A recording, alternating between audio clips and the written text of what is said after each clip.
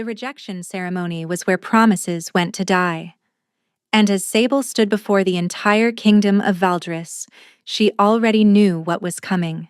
She had known since the moment Alpha King Kale had entered the Great Hall without looking at her. 22 years of waiting. 22 years of being promised to a man she'd never met. Raised to be his perfect mate, trained in every grace and courtesy a future queen would need. None of it mattered. The whispers had reached her weeks ago. The Alpha King would never truly bond with anyone. He couldn't. Something inside him wouldn't allow it. So when he stood before her now, his face carved from ice, his pale blue eyes empty of anything resembling warmth, Sable felt no surprise, only a strange, hollow relief. I, Kale of Valdris, reject the bond promised between our bloodlines, he announced, his voice carrying through the silent hall. I release Sable of Housevorn from all obligations to me and my throne. The crowd held its breath, waiting for her tears, waiting for her to beg, to scream, to fight for the position she'd been groomed for since birth. Instead, Sable lifted her chin, met his frozen gaze, and said simply, I accept your rejection, Alpha King.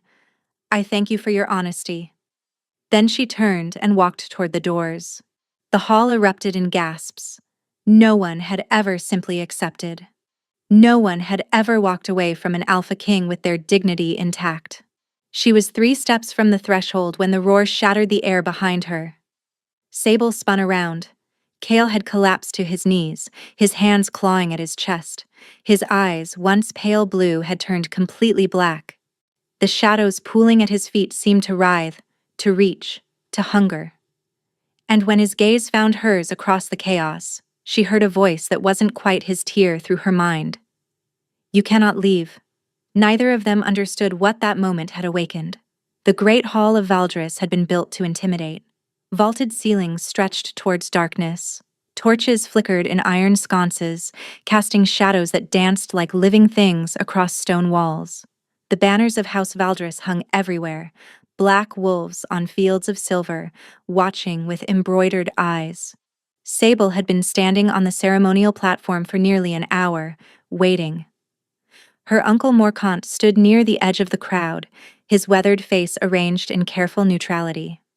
Beside him, her cousin Odessa looked genuinely nervous, on her dark eyes flicking between Sable and the empty throne. Don't embarrass us, Morcant had warned that morning. The alliance depends on this. Your entire value depends on this. Her entire value. As if she were livestock being appraised. Sable supposed she should feel something. Fear, perhaps. Or anticipation. She was about to meet the man she'd been promised to since her birth, the legendary Alpha King whose name was spoken in whispers across the 5 kingdoms. But all she felt was the familiar hollow ache in her chest, where her wolf should have been. The doors burst open.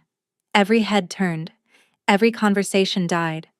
An alpha presence rolled through the hall like a winter storm, so powerful that several wolves dropped their gazes instinctively. Even the betas stepped backward, their wolves recognizing a predator beyond their comprehension. Sable felt it too, though differently. Where others felt pressure, she felt something else. A strange pulling sensation, as if something deep inside her was straining toward the presence rather than away from it. Then she saw him. Alpha King Kale of Valdris moved through the parting crowd like a blade through silk. He was tall, impossibly tall, with hair the color of a moonless night falling past his shoulders. His features were sharp and beautiful in a way that felt dangerous, like admiring a cliff's edge or a predator's grace.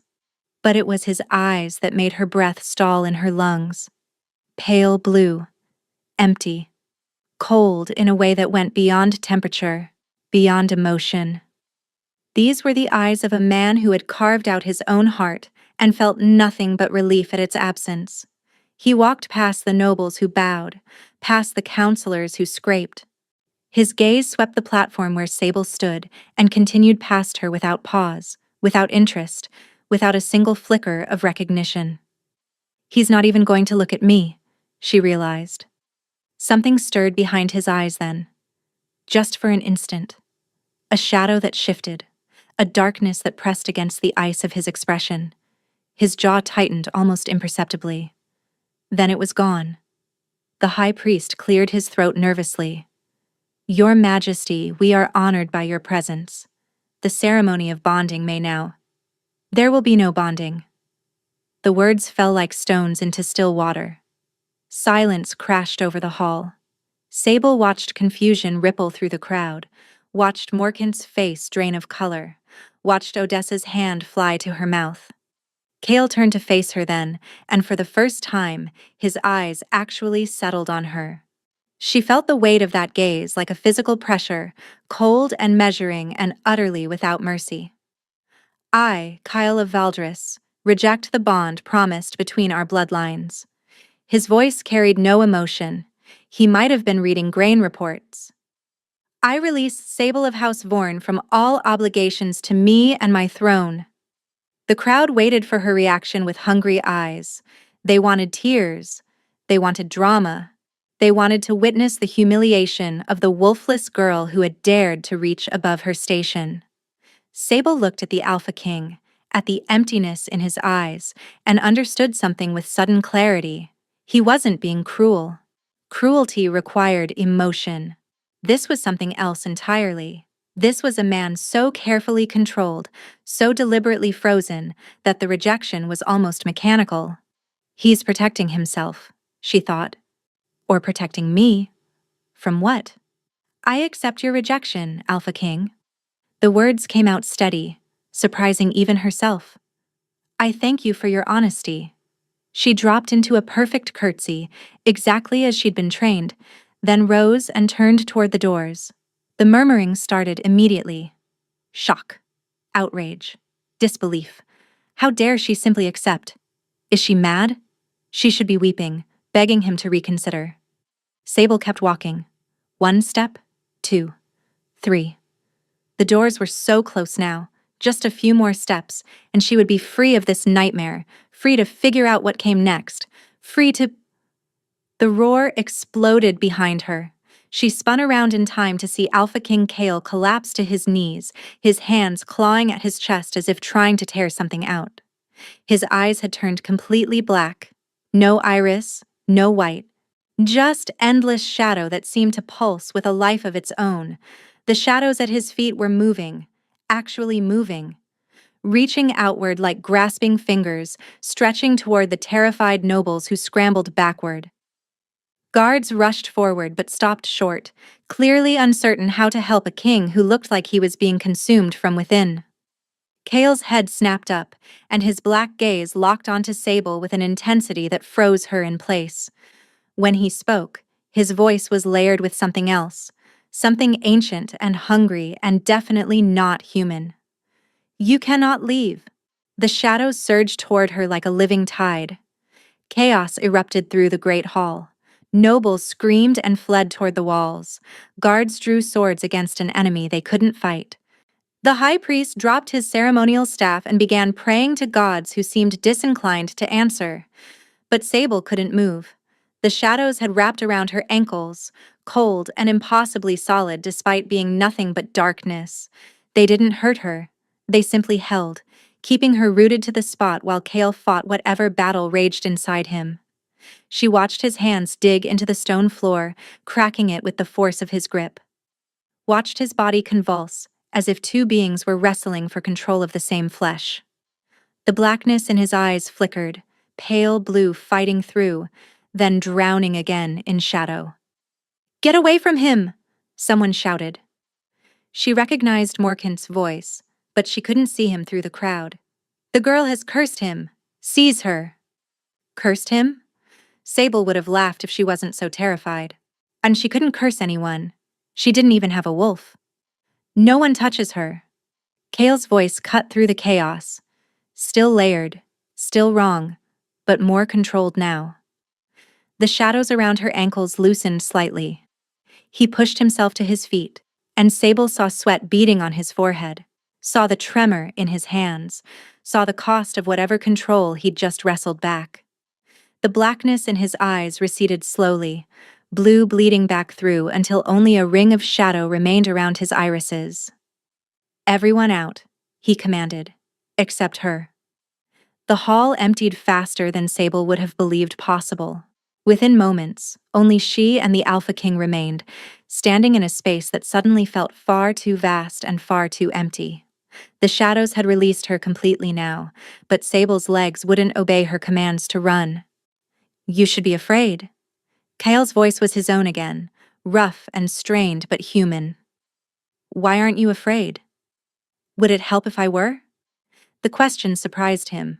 She saw it in the slight widening of his eyes, the fractional tilt of his head. "Most people run from me," he said quietly. "Or beg. Or scream. I'm not most people. No." He studied her with an intensity that made her skin prickle. "You're not. What are you?" Sable almost laughed, the question she'd been asked her entire life, always with suspicion, always with disgust. What kind of wolf has no wolf? What kind of creature walks among shifters without the ability to shift? "I'm nothing," she said. "Just a wolfless girl from a minor house who was promised to a king who doesn't want her.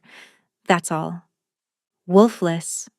He repeated the word strangely, as if tasting it. "Is that what they told you?" Before she could ask what he meant, he closed the distance between them. 3 long strides, and he was standing directly before her, close enough that she could feel the cold radiating from his body. "Cold," she thought distantly. "Alphas run hot. Why is he cold?" "I'm going to make you an offer," Kyle said. "You should refuse it. Any sane person would refuse it, but I'm going to make it anyway." Sable lifted her chin to meet his gaze. This close, she could see the shadow still lurking behind his eyes, coiled and waiting. "I'm listening. Stay." The word came out rough, as if torn from somewhere deep. "Not as my mate. I cannot take a mate, not ever. But as something else. A companion. A presence. Something to anchor." He stopped, jaw tightening. "I don't fully understand it yet, but when you accepted my rejection, when you walked away, something inside me broke free that I've kept caged for 20 years. The shadows. Yes. They're alive. In a manner of speaking." His hands clenched at his sides. "They're part of me. A curse that runs in my bloodline. Something my ancestor invited in for power and couldn't expel. It passes to every king, and every king learns to control it through emotional distance, through never caring about anything or anyone." Sable's pulse quickened. "But when I walked away, I felt something," he admitted, and the confession seemed to cost him. "For the first time in 2 decades, I felt something, and the shadow woke." The implications crashed over her. He hadn't rejected her because she was beneath him. He'd rejected her, to protect everyone. "If I stay," she said slowly, "what happens?" "I don't know." His honesty was brutal. "Perhaps I learn to control it again with you near. Perhaps the shadow consumes me entirely and I become something monstrous. Perhaps—" He stopped himself, shaking his head. "You should refuse. Return to your family. Forget you ever—" "My family." Sable's laugh came out bitter. "My uncle sees me as currency, nothing more. He's probably already calculating how to sell my failed betrothal to the highest bidder. If I go back, I'll be married off to whoever offers the best price. Or worse." Kale's expression didn't change, but something shifted in his scent. Interest. Concern. Recognition. "Then stay," he said. "I'll protect you from your uncle, from anyone who would use you. You'll want for nothing. And in exchange? Just your presence. Nothing more." He paused, then added quietly, "You don't have to fear me in that way. I won't touch you. I won't demand anything of your body. I simply need you near." It was madness. Absolute madness. She would be tying herself to a man possessed by ancient darkness, living in a castle full of shadows that had minds of their own. But when she looked at her alternatives, When she pictured Morkant's cold eyes and calculated cruelty, when she imagined being sold to whatever lord would have the wolfless girl as his plaything. "I'll stay," she said. The relief that crossed his features was so brief she might have imagined it. Then the mask was back. Ice and control, and careful distance. "Thank you," he said formally. "I'll have chambers prepared for you." He turned to leave, and Sable should have let him go. "I should have been grateful for the space." Instead, she asked, "Why me?" Kale paused at the door, not turning around. "I don't know yet. But the shadow does. It recognized something in you the moment you entered this hall. Something it's been waiting for." Then he was gone. Sable stood alone in the empty great hall, blood rushing through her veins, mind spinning. She pressed a hand to her chest where that strange pulling sensation still lingered. And for the first time in her 22 years, she felt something stir in the hollow space where her wolf should have been. Not a wolf. Something else. Something that had been sleeping for a very, very long time. Something that was finally waking up. The journey to the King's Keep took 3 days. Sable traveled in a carriage that was finer than anything she'd ever occupied. Velvet cushions and curtained windows and servants who treated her with careful deference. But the luxury felt like a gilded cage. She was being transported to a new prison, one she'd chosen, but a prison nonetheless. Kale rode alongside the carriage on a massive black stallion, never approaching the window, never speaking to her. But she could feel his attention like a physical weight, that strange awareness that prickled across her skin whenever his gaze lingered too long. He's watching for something, she realized. Waiting for something. The shadow hadn't manifested again since that first night. Kale had regained whatever control he'd temporarily lost, his mask firmly back in place. But she'd seen glimpses of darkness flickering in his eyes when he thought no one was looking. Brief moments where the shadow pressed against its cage, testing the bars. The King's Keep rose from the mountain like a monument to power. Gray stone towers pierced the clouds, and banners bearing the black wolf snapped in the harsh wind. It was beautiful in a cold, unforgiving way, just like its master. Her chambers were in the east wing, close to the king's but separate. They'd given her rooms that would have housed a princess. A bedchamber with a canopied bed, a sitting room with a fireplace large enough to stand in, and windows that overlooked a garden of night-blooming flowers. She'd barely finished exploring when the shouting started. Sable moved to the door just as it burst open. Morkant stormed in, his face purple with rage, 2 of the king's guards trailing helplessly behind him. "Did you think you could escape me?" Her uncle's voice was a snarl. "Did you think spreading your legs for a king would free you from your obligations?" "I haven't spread anything," Sable said coolly, though her heartbeat thundered in her ears. "And I have no obligations. The king released me publicly, or have you forgotten? You are property of House Vorn." Morkant advanced on her. "You belong to me until I say otherwise. I raised you. I fed you. I kept you alive when everyone else wanted to drown the wolfless abomination in the river." The guards had stopped at the doorway, clearly uncertain whether to intervene in what appeared to be a family dispute. "The king has offered me his protection," Sable said. "The king is unwell." Morkant's smile was ugly. The whole kingdom saw him collapse, saw the darkness take him. How long do you think he'll last? And when he falls? When the shadow finally consumes him like it did his father and his father before him, who do you think will claim you then? The words hit like physical blows. His father before him. The curse had taken other kings. Kale wasn't the first to fight this battle. "You'll come home," Morkant continued, "or I'll tell everyone what you really are, what you did to Gavril. I've kept your secret all these years, but secrets have expiration dates, niece." Sable's blood went cold. "I didn't do anything to Gavril." "Didn't you?" Morkant stepped closer, his voice dropping to a whisper meant only for her. "A young man torn apart by a beast no one saw. A young man who just happened to be leaving you for your prettier cousin. And you, covered in his blood, with no memory of what happened.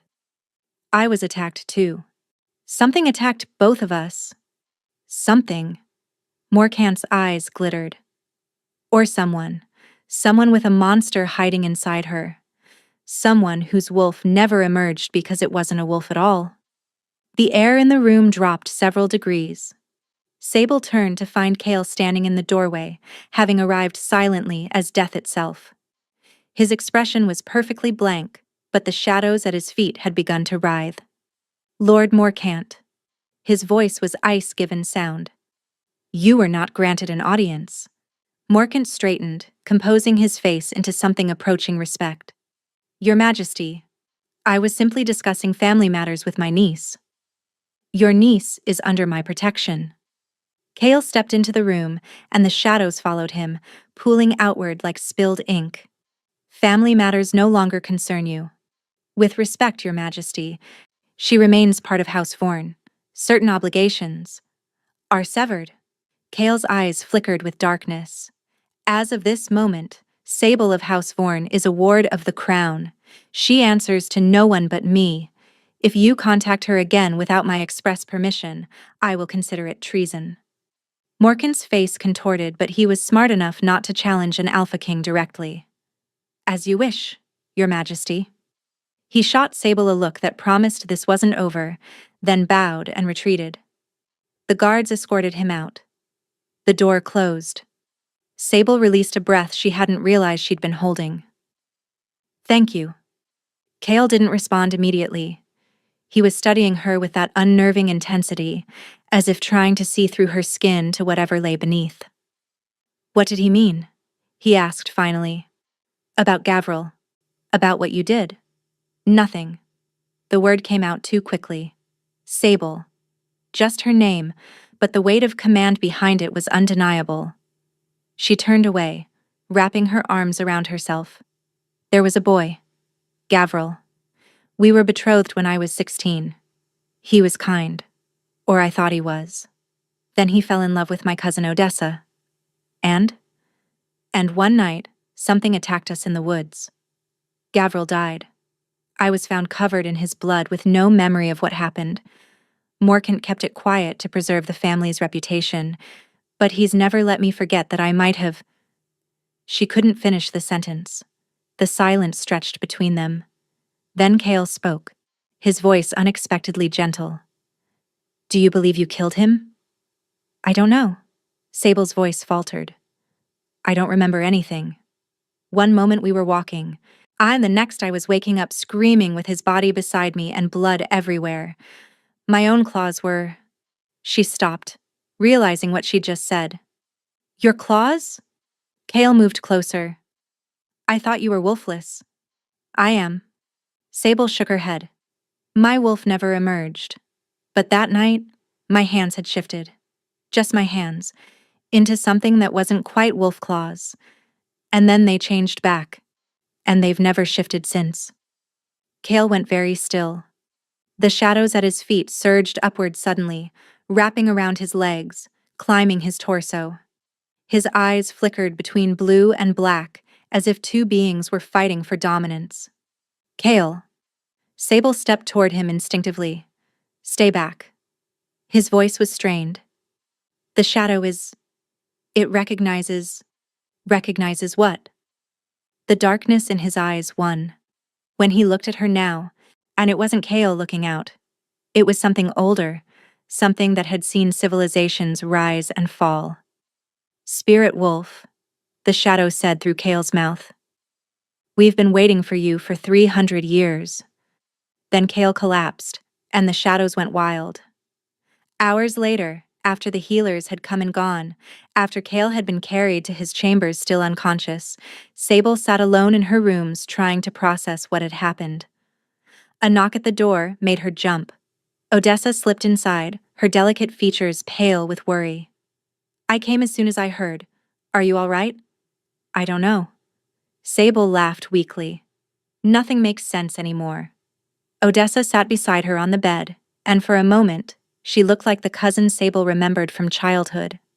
Before Gavril, before everything had broken between them. I need to tell you something, Odessa said quietly. About the Alpha King. About what's really inside him. The shadow. He told me. Did he tell you what happens to those who get close to it? Odessa's voice dropped to barely a whisper. There was a woman. 3 years ago. A noblewoman who caught his interest. He tried to keep his distance, but she was persistent. And eventually what? Odessa's eyes glistened with tears. The shadow took over. Just for one night. When Kale woke up in the morning, she was dead. Torn apart. He doesn't remember doing it, but the blood was on his hands, under his nails. Sable's stomach turned to ice. He's not evil, Odessa continued quickly. I've watched him carry that guilt every day since. He rejected you at the ceremony to protect you, don't you see? He was trying to keep you safe. But now that you're here, now that the shadow has awakened again. What are you saying? Odessa gripped Sable's hands, her fingers cold and trembling. I'm saying that the last woman who got close to him was found torn to pieces in his bed. And he didn't even remember doing it. 3 days passed before Kale woke. Sable spent most of that time in her chambers, replaying Odessa's warning over and over in her mind. A woman torn apart. Blood under his nails. He didn't remember doing it. She should leave. Every instinct screamed at her to run, to escape this cursed castle and its cursed king before she became the next body found in his bed. But she couldn't. Something kept her rooted here. Some pull she didn't understand.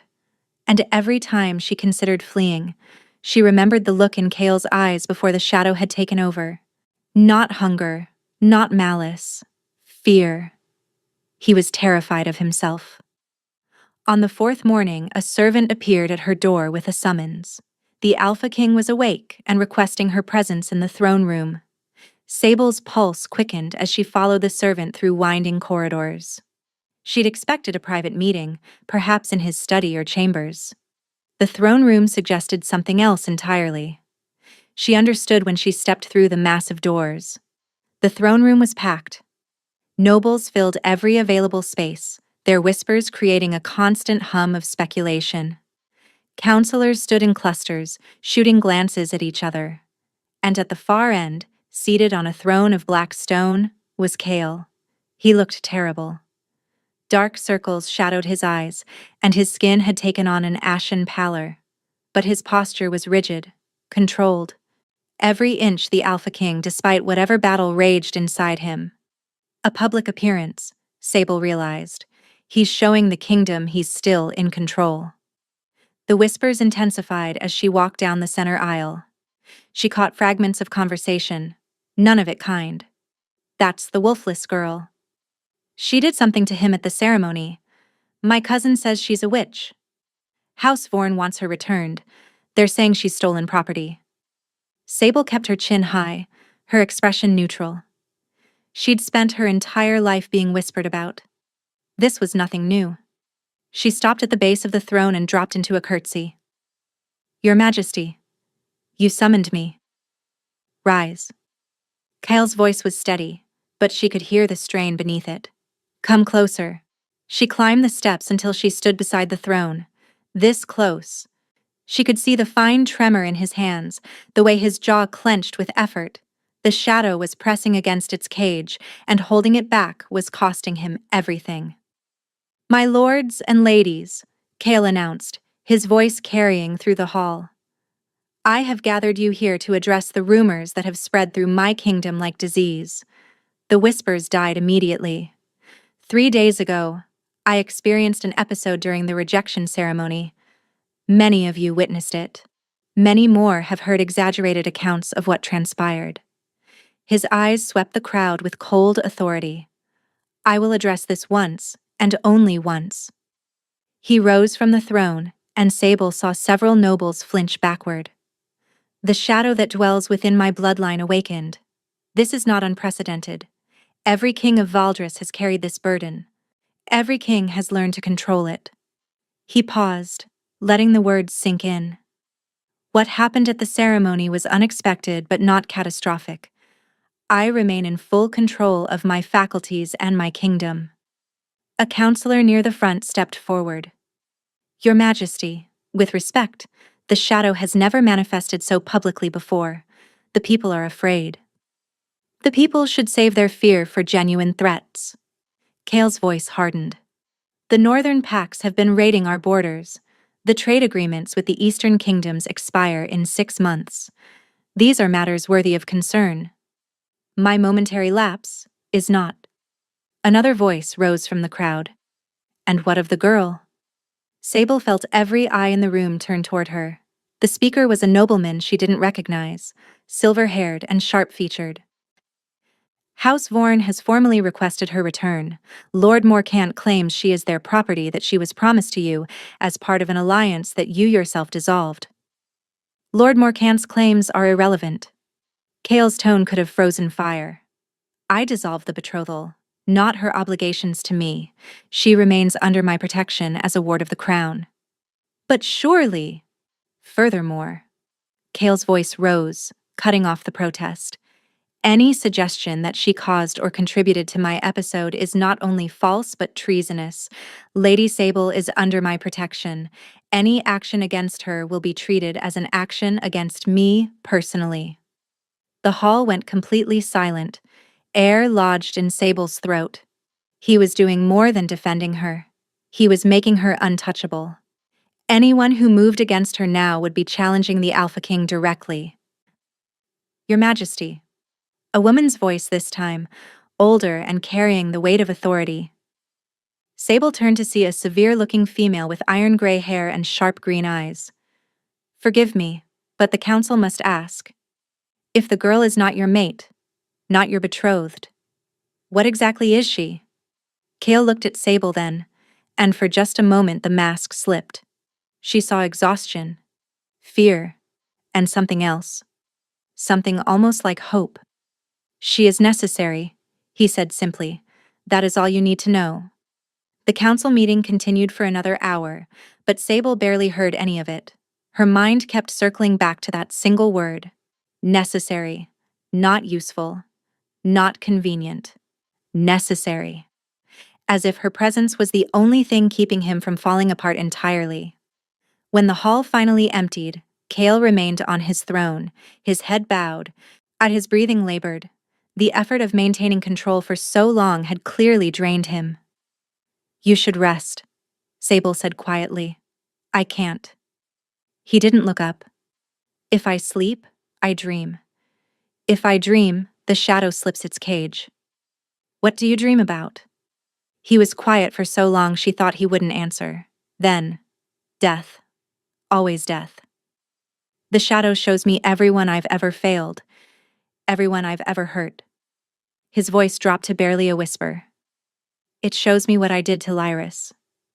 The dead woman. The one Odessa had warned her about. Tell me about her, Sable said. Kale's head came up, surprise breaking through his exhaustion. Why would you want to know? Because you're carrying it alone. And whatever happened, whatever the shadow did, I don't think you've ever told anyone the truth. Something cracked in his expression. Just for a moment. Then the mask reassembled, but the ice behind it seemed thinner somehow. Not here, he said. There are too many ears in this castle, too many eyes. He rose from the throne and extended his hand to her. Sable hesitated only a moment before taking it. His skin was cold, so cold, but his grip was gentle.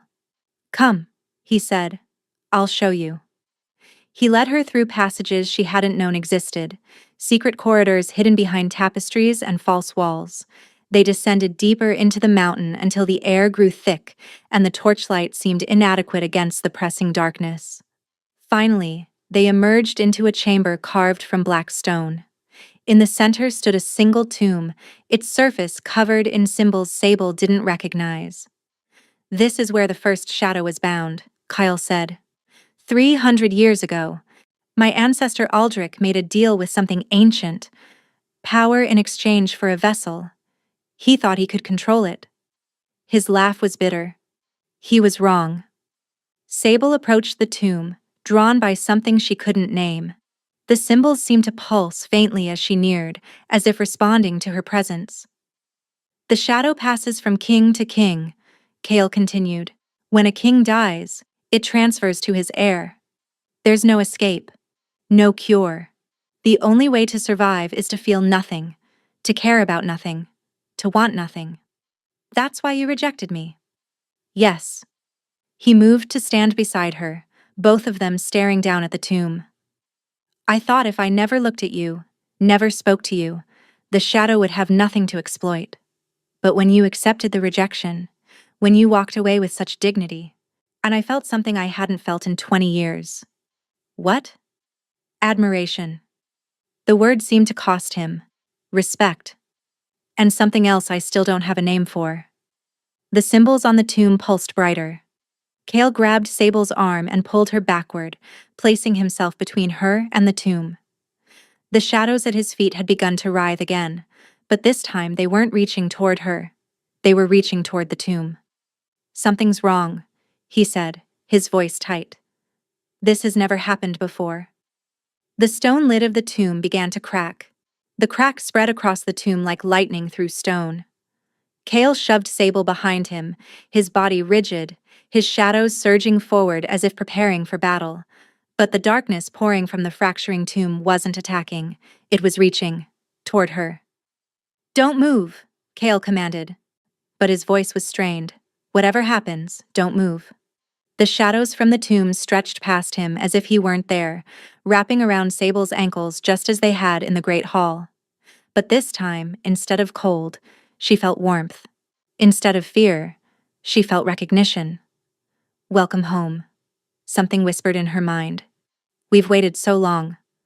Then the tomb exploded. When Sable opened her eyes, she was lying on her back with Kale crouched over her, his face inches from hers, his expression wild with fear. Sable. His hands cupped her face, checking for injuries. Sable, can you hear me? I'm fine. Her voice came out hoarse. What happened?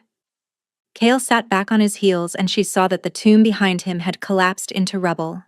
The shadows that had emerged from it were gone, absorbed somehow into the darkness that already existed in the chamber. I don't know. He looked shaken in a way she'd never seen before.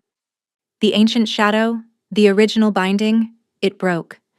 And instead of attacking us, He trailed off, staring at her with an expression she couldn't decipher. It what? It went into you. Sable's blood went cold. She pressed her hands against her chest, expecting to feel something different, and some foreign presence crawling beneath her skin. But all she felt was the same hollow ache that had lived there her entire life. No, not quite the same. The hollowness felt less empty now, as if something had settled into it, filling spaces she hadn't known were vacant. I don't feel any different, she said uncertainly. Your eyes. Kale's voice was barely audible. They changed. Just for a moment. And they turned silver. Silver? Like moonlight. He reached out as if to touch her face, then stopped himself, his hand hovering in the air between them. The ancient shadow, the one that started all of this, it chose you. I don't understand why, but it chose you. Sable pushed herself upright, her head spinning. You said the shadow passes from king to king. How can it be in both of us? It can't. Kale's brow furrowed. Unless... He stood abruptly, pacing the chamber, his mind clearly racing. The shadows at his feet moved with him, agitated, uncertain. The shadow inside me isn't the original, he said slowly, working through the logic. It's a fragment, a piece that split off, and has been replicating through my bloodline for generations. But the core, the source, it's been sleeping in that tomb for 300 years. Waiting for what? He stopped pacing, turned to look at her with an intensity that made her shiver. Waiting for you. His voice was rough. The shadow called you a spirit wolf. I didn't understand what that meant. But now... He moved toward her, crouching down to her level. There are legends, ancient stories about wolves who weren't quite wolves. beings who existed before the pacts, before the hierarchy, before any of the structures we know. They were called spirit wolves because they weren't bound by physical forms. They could bond with shadows, with light, with the very essence of existence itself. That's impossible. Sable shook her head. I'm wolfless. I can't even shift. Can't you? Kale's gaze dropped to her hands. You told me your hands shifted once. The night Gavril died. The memory hit her like a physical blow. Blood. Screaming. Claws that weren't quite wolf claws, emerging from fingers that shouldn't have been able to change. That was different, she whispered. I was terrified. I thought I was dying. Exactly. Kyle took her hands in his and she startled at the warmth. He wasn't cold anymore. His skin felt almost feverish. Spirit wolves don't shift like we do. They don't have a separate beast inside them. They transform only in moments of extreme emotion, when the soul itself demands a different form. How do you know all this? Because the shadow knows. His thumbs traced circles on her palms, an absent gesture that sent sparks up her arms. It's been feeding me fragments of memory since you arrived, showing me things about the ancient world, about what spirit wolves were capable of. And what were they capable of? His grip tightened on her hands, bonding with shadows, controlling them, purifying them. He met her eyes, and the hope in his gaze was almost painful to witness. Destroying them entirely. The implication crashed over her. You think I can break your curse? I think you might be the only one who can. Sable pulled her hands free, her heart pounding. This was too much. Too fast. She was just a wolfless girl from a minor house, raised by an uncle who despised her, blamed for a death she couldn't remember causing. She wasn't a legend. She wasn't a savior. She was no one. Stop. Kale's voice was soft, but it cut through her spiraling thoughts. Stop whatever you're telling yourself right now. You don't know what I'm thinking. I know exactly what you're thinking. He rose, offering his hand again. You're thinking that you're nothing. That you're broken. That you couldn't possibly be what I'm describing. He waited until she met his eyes. I thought the same thing about myself for 20 years, that I was nothing but a vessel for darkness, that I couldn't possibly be anything more than a monster waiting to happen. Sable hesitated, then took his hand. Let him pull her to her feet. What changed? She asked. You walked away. His voice was hardly more than breath now. You accepted my rejection with such grace, such dignity, and you walked away. And I realized that if someone could face the Alpha King's rejection without breaking, and then perhaps I didn't have to break either. They stood there in the ruins of the ancient tomb, hands clasped, breathing the same air. Sable could feel his pulse beneath his skin, racing as fast as her own. I'm scared, she admitted. So am I.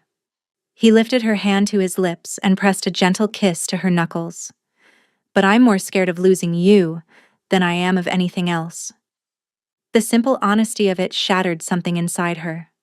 A wall she'd been building for years, ever since Gavril's death. Ever since she'd accepted that no one would ever want her, ever see her as anything more than a burden. Kale. His name felt strange on her tongue, intimate in a way she wasn't prepared for. We should go back. His voice was rough. Before someone notices we're missing. He didn't release her hand as they climbed back through the hidden passages, didn't let go as they emerged into the castle's main corridors. Only when they reached her chambers did he finally step back, creating distance between them. Rest, he said. Tomorrow we begin training. If you truly are a spirit wolf, if the ancient shadow chose you for a reason, we need to understand what you're capable of. Sable nodded, but as he turned to leave, she called out. Kale. He paused, not quite looking at her. What you said before, about Lyris, about what the shadow did. She swallowed hard. You never told me what happened. His shoulders tensed. For a long moment he didn't speak. I loved her, he said finally, his voice hollow. Or I thought I did. And the shadow used that love to destroy her. He turned his head just enough that she could see his profile, the rigid set of his jaw. I woke up with her blood on my hands and no memory of the night before. The shadow had consumed me completely, worn my body like a suit, and murdered the only person I'd ever cared about. That wasn't you, wasn't it? His laugh was bitter. The shadow is part of me. Its hunger is my hunger. Its violence is my violence. I can cage it, control it, but I can never separate myself from it completely. Then let me help you. He turned fully now, and the pain in his eyes was devastating. That's what I'm afraid of. That you'll try to help me, and the shadow will destroy you too. Before she could respond, he was gone. Sable stood in her doorway for a long time, heart aching, mind racing. Then she felt it, a stirring in that newly filled hollow space inside her. A presence that wasn't quite her own, wasn't quite foreign either. He's wrong, the ancient shadow whispered. You weren't brought here to be destroyed. You were brought here to save him. And deep in her chest, something that might have been hope began to bloom. The training began at dawn. Kale led her to a courtyard she'd never seen before, hidden behind the eastern towers, surrounded by walls high enough that no one could observe what happened within. The space was bare except for training dummies and weapon racks, but the ground was scorched in places, scarred by battles Sable couldn't imagine. Before we start, Kyle said, his tone formal, distant, as if their conversation in the tomb chamber had never happened. You need to understand what we're attempting. Spirit wolves haven't existed for 300 years. Everything I know comes from fragments of legend and whatever the shadow deigns to show me. Then we learn together. Something flickered in his expression. Surprise, maybe. Or gratitude. Very well. He moved to stand across from her, creating several feet of distance between them. The shadow inside you is the original source, the core from which all other fragments descended. If my understanding is correct, it bonded with you because you're compatible, because something in your nature can contain it without being consumed. How do I access it? That's the question. He began circling her slowly, his gaze assessing. My shadow responds to emotion. Strong feeling feeds it, strengthens it, and makes it harder to control. But spirit wolves supposedly work differently. They channel emotion into transformation. They don't suppress their feelings. They transmute them. Sable closed her eyes, trying to feel the presence inside her. It was there. She could sense it now. A warmth curled in her chest like a sleeping creature. But it didn't respond to her probing. Nothing's happening, she said. Try thinking about something that makes you angry. She thought about Morkant, about the years of cruelty, the constant reminders that she was worthless, the threats that hung over her head like executioner's blades. The warmth stirred, but nothing more. Anger isn't enough. Kale's voice was closer now. The shadow responds to deeper emotions. Fear, grief, love. Sable thought about Gavril, about waking up covered in blood with no memory of what had happened, about the years of not knowing whether she was a murderer. The warmth pulsed stronger, and she felt something shift behind her eyes. There, Kale said sharply, your eyes changed. Do you feel it? I feel something. Sable's voice came out strange, layered with harmonics that didn't belong to her. It's moving. Let it move. Don't fight it. She tried to relax, to let the warmth spread through her body, but as it reached her hands, panic flared. The last time this had happened, Gavril had died. The presence retreated immediately, curling back into its resting place. I can't. Sable's breath came in gasps. Every time I get close, I remember what happened. I remember the blood. Kale was beside her instantly, his hands on her shoulders steadying her. Breathe. Just breathe. You don't understand. Tears burned in her eyes. What if I killed him? What if I'm a monster and I don't even know it? You're not a monster. How can you be sure? Because I know what monsters look like. His voice was fierce. I've been one. I've done things the shadow won't let me forget. Things that would make you run screaming from this castle. And you, Sable, you are nothing like what I've become. She looked up at him. At this cursed king who had rejected her to protect her, who had defended her before his entire court, who was now trying to teach her to access powers she didn't understand. Tell me about Lyris, she said suddenly. Tell me everything. He flinched, but didn't pull away. Why? Because you're asking me to face my worst memory. I need to know you're willing to do the same. For a long moment he was silent. Then he released her shoulders and stepped back, his expression closing off. Lyris was a lady of the southern court, beautiful, bold. She pursued me despite my reputation, despite my warnings. She said she wasn't afraid of the darkness inside me. His jaw tightened. I should have sent her away. I knew better.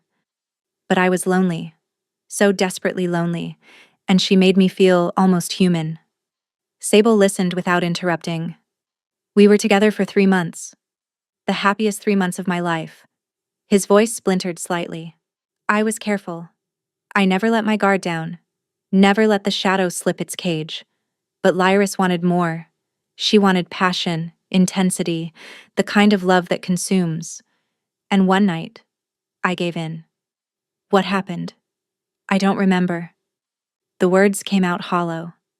I remember kissing her. I remember feeling happy, truly happy, for the first time in years. And then nothing until I woke up with her body beside me, torn apart, her blood cooling on my skin. Sable's heart shattered for him. The shadow took over. Yes. He met her eyes and the grief in his gaze was bottomless. It used my happiness as a doorway. The moment I let myself feel something real, it broke free and destroyed the source of that feeling. That's why you rejected me. Understanding dawned. That's why you insisted you could never love me. Because love gives the shadow power. Love gives it a target. He turned away from her, his shoulders rigid. The shadow doesn't just want to possess me, it wants to isolate me. It destroys anything I care about because my suffering feeds it. My grief makes it stronger. They stood in silence as the implications settled over her. Then we won't fall in love, Sable said quietly. Kale laughed, but there was no humor in it. If it were that simple. What do you mean? He turned back to face her, and the raw honesty in his expression stole her breath. I've spent 3 weeks trying not to feel anything for you, he said. 3 weeks watching you navigate a hostile court with grace and dignity. 3 weeks learning that you're kind despite every reason to be bitter. Brave, despite every reason to be afraid. Beautiful, despite believing yourself worthless. Kale. I'm failing, Sable. His voice broke on her name. Every day I fail a little more, and the shadow knows it. It's waiting, watching, ready to strike the moment I stop fighting. She should have stepped back. Should have created distance. Should have protected them both from what was building between them. Instead, she moved closer. Then maybe we stop fighting, she said softly. You don't understand what you're suggesting. I understand perfectly. She reached up to touch his face, and he shuddered at the contact. The shadow is part of you. Pushing it down, caging it. That's been your strategy for 20 years. But it hasn't worked. It just waits for moments of weakness and strikes harder. So what's your solution? Integration. The ancient shadow stirred inside her, feeding her words she didn't fully understand. You've been treating the darkness like an enemy. What if it's not? What if it's a part of you that's been wounded, traumatized, lashing out because that's all it knows? You're talking about accepting a monster into my soul. I'm talking about healing. Her thumb traced his cheekbone, and she felt him lean into the touch despite himself. Maybe that's what spirit wolves do. Maybe that's why the ancient shadow chose me. Not to destroy your darkness, but to help you integrate it. And if you're wrong? If the shadow consumes us both? Sable smiled, surprising herself with the calm that had settled over her. Then at least, we won't be alone. Something shifted in his expression. The ice cracked, and beneath it, she glimpsed the man he might have been without the curse. Warm, hopeful, capable of love so deep it terrified him. "You're going to destroy me," he whispered. "One way or another, you're going to destroy me." "Maybe." She rose on her toes to press a gentle kiss to his forehead. "But maybe I'll save you instead." When she pulled back, his eyes were wet. He caught her hand before she could step away, pressing his lips to her palm, her wrist, the inside of her elbow. "I don't deserve this," he said against her skin. "Neither do I. But here we are." They trained for hours after that. Kyle pushed her harder than before, but there was a new energy between them, a connection that made the work feel less like struggle and more like dance. By sunset, Sable could access the warmth at will, though she still couldn't fully transform. "Progress," Kale said, something like pride in his voice. They walked back to the castle together, close enough that their shoulders brushed with every step. "Dinner in my chambers tonight," he said. It wasn't quite a question, but his tone made it clear she could refuse. "Yes." The meal was simple, but intimate. Candles flickered on a small table by the window. They talked about everything and nothing: childhood memories, favorite books, dreams they'd abandoned long ago. "Tell me about your mother," Kale asked. Sable's chest tightened. "I barely remember her. She died when I was 5. Morkant told me she was weak. That weakness was why I turned out wrong." "You're not wrong. Neither are you." His hand found hers across the table. This time, neither of them pulled away. "I want to show you something," he said. "Something no one else has seen since Lyris died." He led her through his private chambers to a door she hadn't noticed before. Behind it was a small garden, somehow existing inside the mountain, lit by bioluminescent flowers that glowed silver and blue in the darkness. "I grew these for her," Kale said quietly. "After she died. I couldn't sleep, couldn't eat. I needed something to nurture, something that wouldn't die just because I cared about it." Sable's throat tightened. "They're beautiful. They're alive because I never let myself love them too much." He turned to face her, his expression vulnerable in a way she'd never seen. "I'm tired of not loving things, Sable. I'm tired of protecting myself at the cost of everything that makes life worth living." "Then stop protecting yourself. If I do that, you could die. If you don't, you definitely will." She stepped closer, close enough to feel the warmth radiating from his body. "The shadow feeds on isolation, on grief, on lovelessness. What if love is actually the cure? What if that's what the ancient shadow has been trying to tell us?" "That's a beautiful theory." His voice was rough. "But theories don't protect against monsters. Neither does running." She kissed him. The moment their lips met, the world shattered. Power exploded through her, silver and shadow, warmth and cold. She felt the ancient presence inside her surge forward, felt Kale's darkness rise to meet it.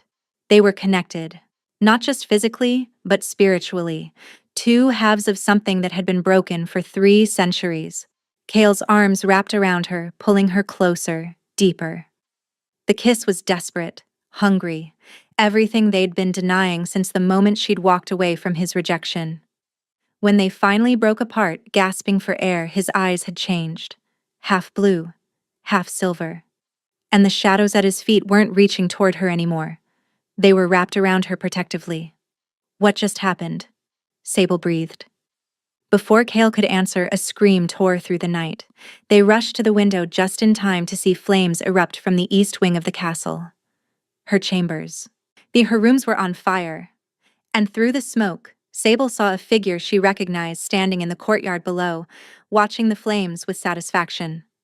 Morkant had found another way to reach her. Sable ran. Through corridors filling with smoke, past servants scrambling to contain the blaze, toward the east wing where flames consumed everything she owned. Not that she cared about possessions, but if Morkant was here, if he'd found a way past the king's guards, then no one in this castle was safe. Kale kept pace beside her, his shadows stretching ahead like scouts, probing the darkness for threats. They burst into the courtyard just as the roof of Sable's chambers collapsed inward, sending sparks spiraling into the night sky. Guards surrounded Morkant, but none had touched him. He stood calm and unthreatened, a smile playing at the corners of his mouth. "Nephew." Morkant's voice carried across the chaos with unsettling clarity. "I was wondering when you'd arrive." "Nephew?" Sable's blood turned to ice. Kale's jaw tightened. "Lord Morkant is my mother's brother by blood, but your connection to him comes through his marriage into House Vorn. We share no blood between us." The revelation crashed over her. Morkant wasn't just her tormentor. He was connected to the royal bloodline, connected to the curse. But at least she and Kale weren't related. "Family reunions are so touching," Morkant continued, stepping forward despite the guard's warnings. "But I'm afraid we don't have time for sentiment. I've come to collect what belongs to me." "Sable belongs to no one," Kale growled. The shadows at his feet surged forward, but Morkant raised a hand and they stopped as if hitting an invisible wall. "Impressive," Morkant said. "You've learned some control. But did you really think you were the only one who inherited our grandmother's gifts?" Sable stared at him. "You have shadow magic? I have enough." Morkant's smile widened. "Enough to start fires without being seen. Enough to slip past royal guards. Enough to ensure that my dear niece fulfills her true purpose." "What purpose?" Kale demanded. "You haven't figured it out yet? How disappointing." Morkant began walking a slow circle around them, the guards parting before him as if compelled. "The curse on your bloodline, nephew. The shadow that's been devouring your kings for 300 years. Where do you think it came from? Aldrich made a deal. Aldrich was a fool who got manipulated." Morkant's voice hardened. "The shadow didn't come from some ancient entity. It came from our family. From a Vorn ancestor who was betrayed by the first Alpha King and swore revenge on his entire bloodline." Sable's mind raced. "You're saying a Vorn created the curse?" "I'm saying a Vorn is the curse." Morkant stopped directly in front of her, his eyes glittering with malice. "The shadow that lives inside every king of Valdris? It's the imprisoned soul of Morwen Vorn, the witch who loved Aldrich and was executed for that love. She didn't die. She transformed. And she's been feeding on royal blood ever since." "That's impossible," Kale said, but his voice wavered. "Is it? Think about what the shadow does. It prevents the kings from loving. How it destroys anyone they care about. It feeds on their grief and isolation." Morkant's smile was terrible. "That's not a random curse. That's a woman scorned, taking her revenge across generations." Sable felt the ancient presence inside her stir, not with denial, with recognition. "He speaks truth," the shadow whispered. "I was Morwen. I am still Morwen, and I have been waiting for someone who could finally set me free." "The spirit wolf," Sable breathed. "That's why you chose me, not to destroy the curse but to end it properly, to give Morwen peace." "Yes," the shadow confirmed, "you carry my essence now. You can do what no king ever could. You can forgive on behalf of those who wronged me. You can release me from my own hatred." But Morkant was shaking his head. "Forgiveness? Peace? No. No. No. That's not what's going to happen at all." He pulled something from his cloak, a dagger made of black crystal that seemed to drink the light around it. "Morwen's soul is power. Immense power. Power that's been wasted on tormenting kings when it could be used for so much more." "What have you done?" Kale's voice was deadly quiet. "I've spent 20 years preparing for this moment, studying the old texts, learning the rituals." Morkant pointed the dagger at Sable. "The spirit wolf can release Morwen's soul, yes. But if I kill the spirit wolf while she's channeling that release, the power doesn't dissipate. It transfers to whoever holds this blade. You want to absorb the curse. I want to absorb the power behind the curse. Imagine it, nephew. 300 years of accumulated shadow magic, enough to topple kingdoms.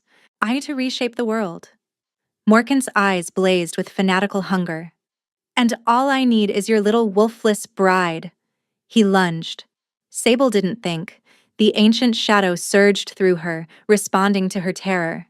And suddenly, she wasn't standing in the courtyard anymore.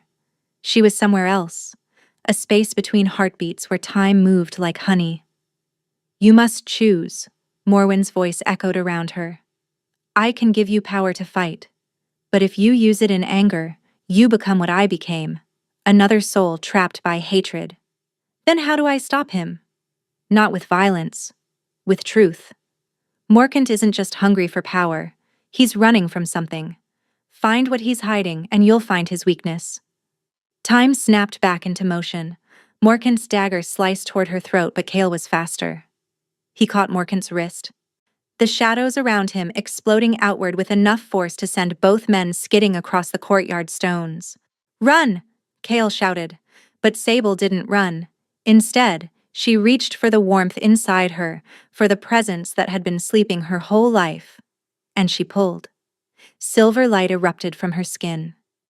Everyone in the courtyard froze, momentarily blinded. When their vision cleared, Sable stood transformed. Not into a wolf, not entirely, but into something between. Her eyes blazed silver. Her hands had shifted into claws that gleamed like moonlight. And behind her, spreading like wings, were shapes made of shadow and light intertwined. Impossible, Morkant gasped. You wanted to know what I am. Sable's voice resonated with harmonics that didn't belong to the mortal world. I'm the spirit wolf, and the bridge between shadow and light. And I can see everything you're hiding, Uncle. She stepped toward him, and with each step images flashed through her mind. Morwen's memories? Yes, but also something else. Something Morkant had buried so deep he'd almost forgotten it himself. You killed Gavril, she said. Morkant's face went pale. You've had shadow magic your whole life. Just a fragment, barely enough to matter. But enough to start a fire. Enough to tear a young man apart and make it look like a beast attack. Sable's voice shook with revelation. You murdered him because he was going to expose you. He'd discovered what you were planning, hadn't he? He'd found your research about the curse. You don't know what you're talking about. I can see it. Tears streamed down her face, but her voice remained steady. I can see everything now. Gavril wasn't leaving me for Odessa. He was coming to warn me about you. And you killed him before he could.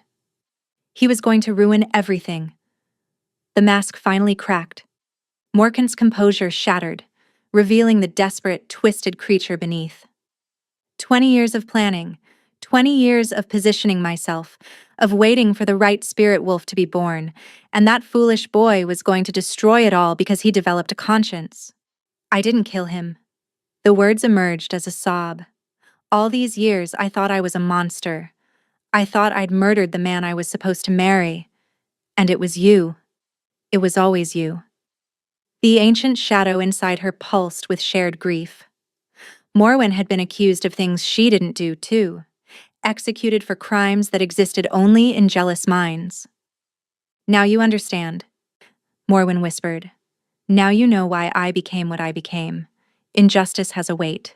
It can crush a soul until hatred is all that remains. But it doesn't have to, Sable said aloud. You were wronged, Morwen, terribly wronged. But your revenge has hurt innocent people. Kale, Lyris, all the kings who came before. They were Aldrich's bloodline. They deserved to suffer. Did they? Did Kale deserve to grow up unable to feel love? Did a young woman deserve to be torn apart because she made a king smile? The presence inside her wavered. For the first time, Sable felt Morwen's certainty crack.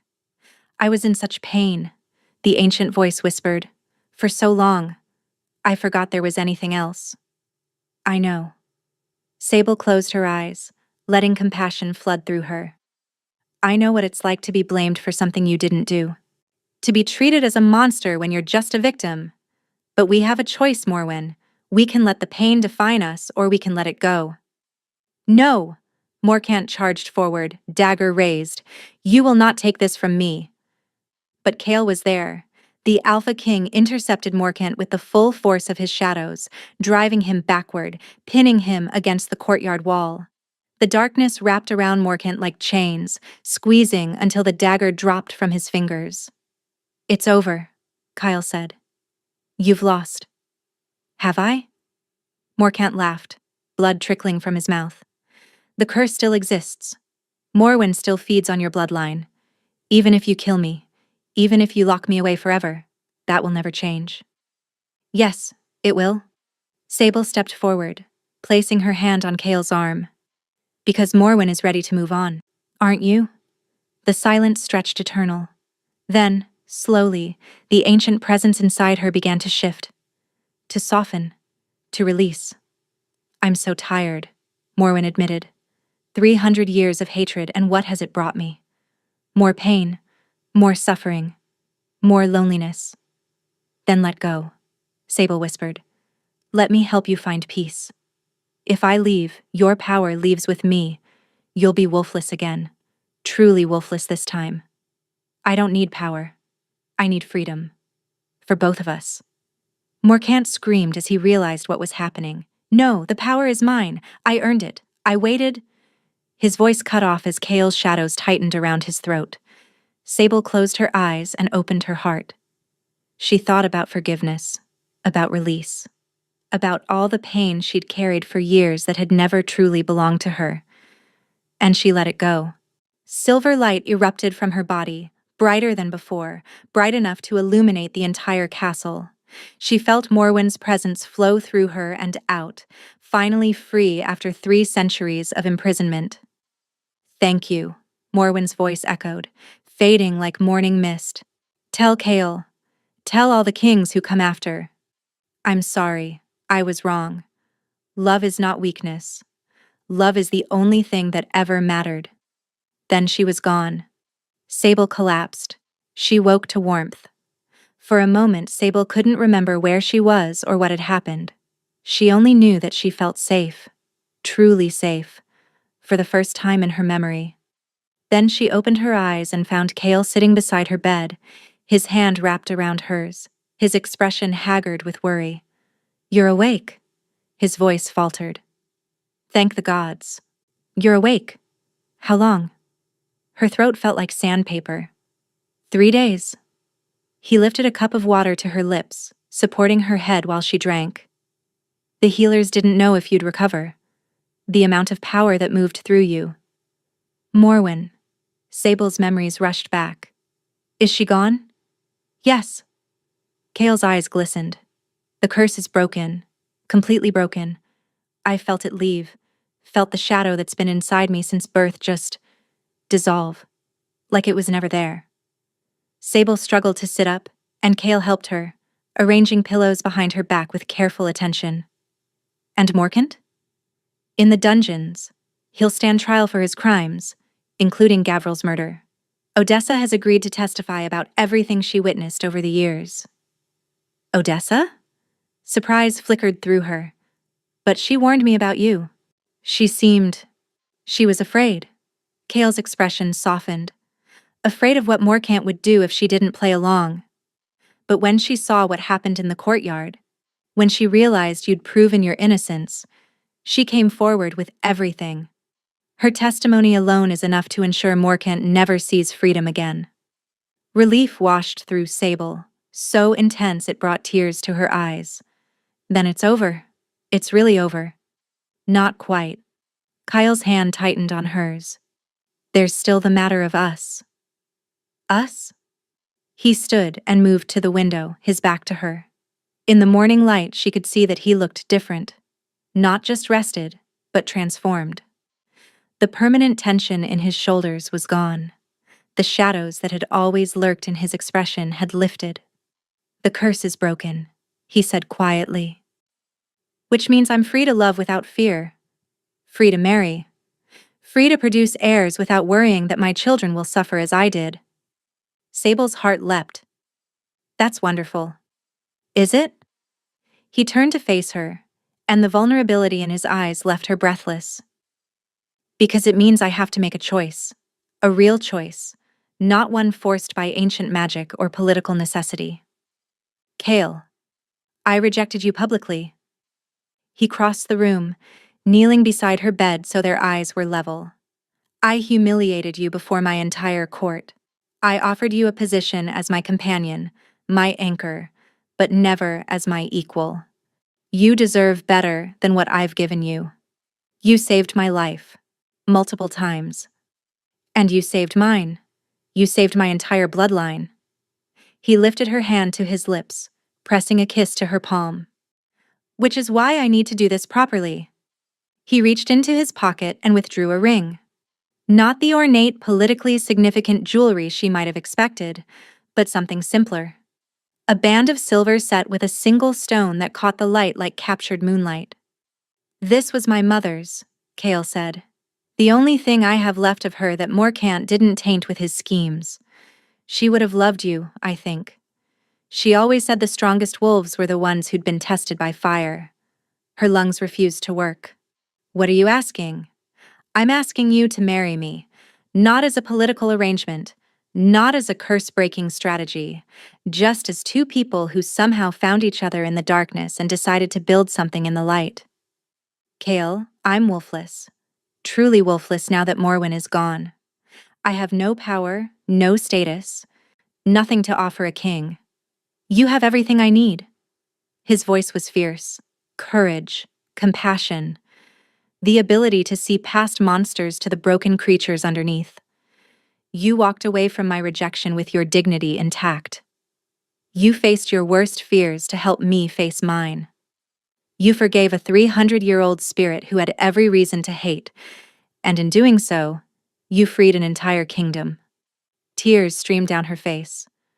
I don't know how to be a queen. Neither do I. He smiled, and the expression transformed his face from beautiful to radiant. We'll figure it out together, if you'll have me.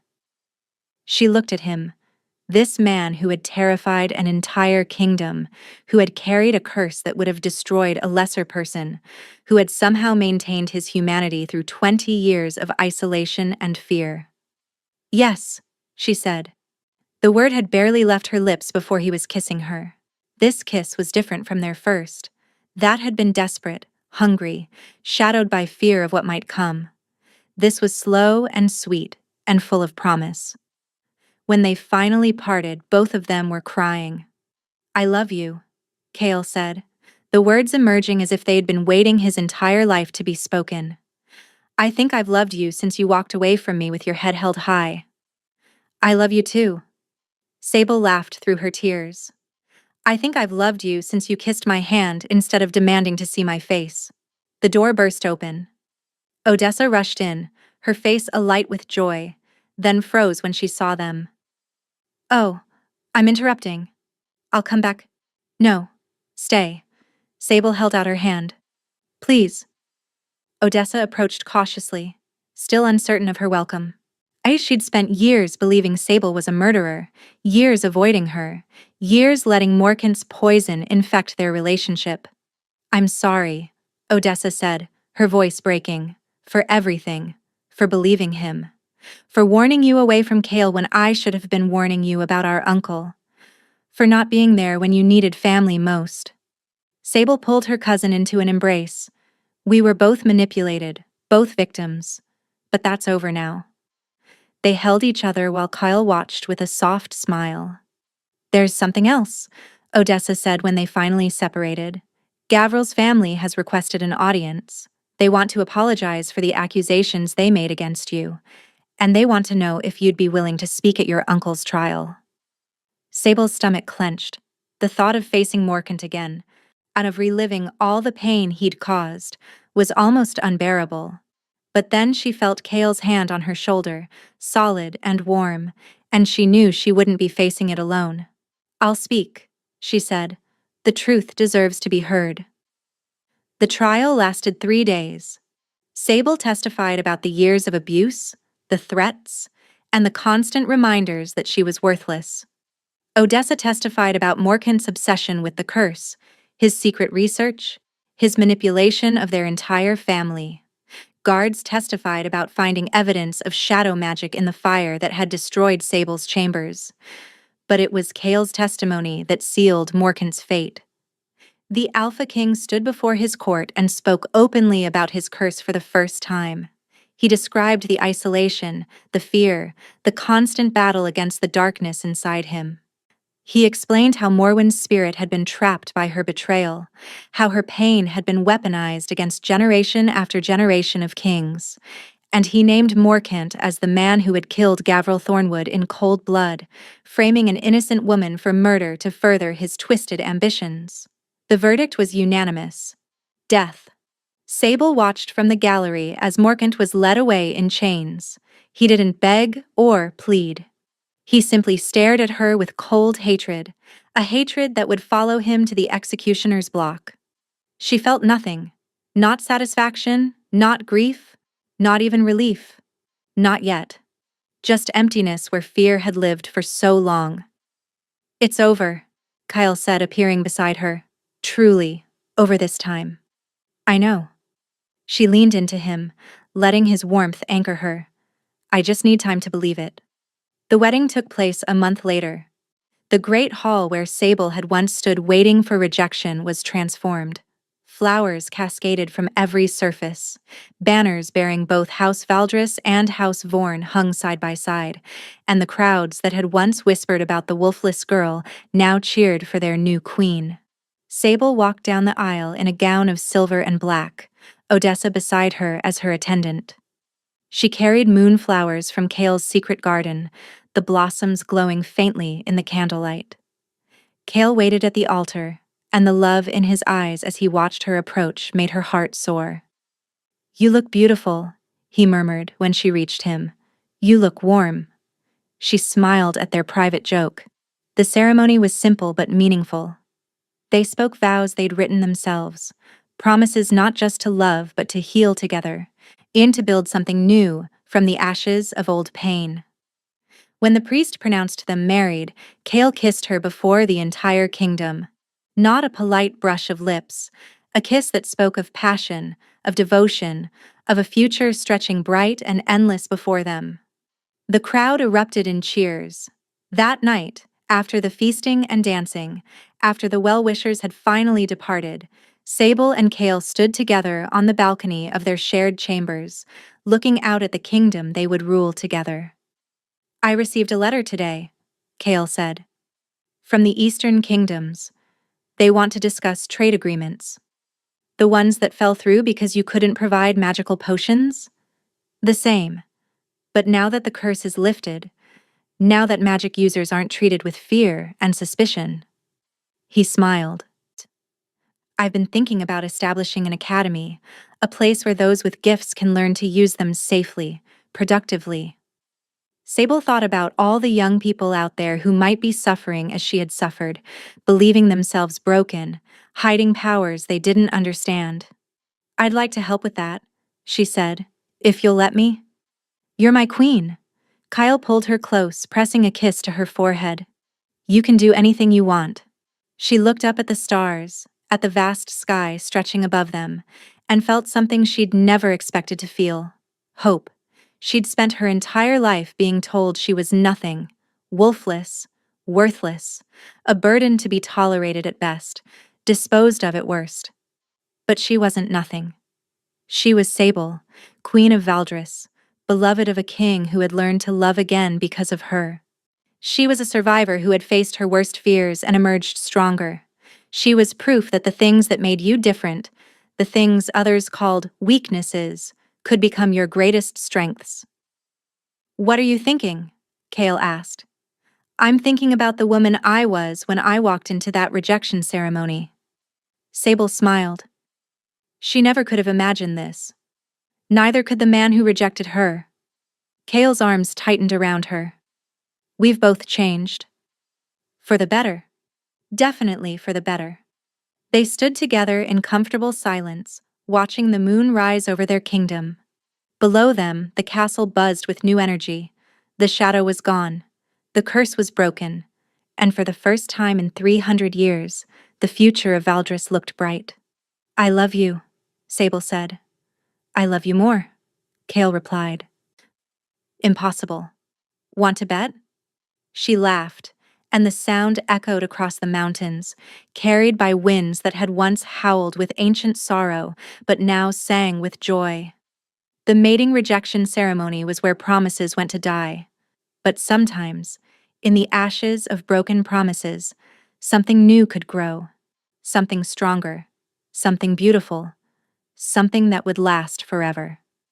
Thank you for listening to this story. If you enjoyed it and would like to support the channel, please like, subscribe, and share your thoughts in the comments below. I read every single one, and they mean more than you know.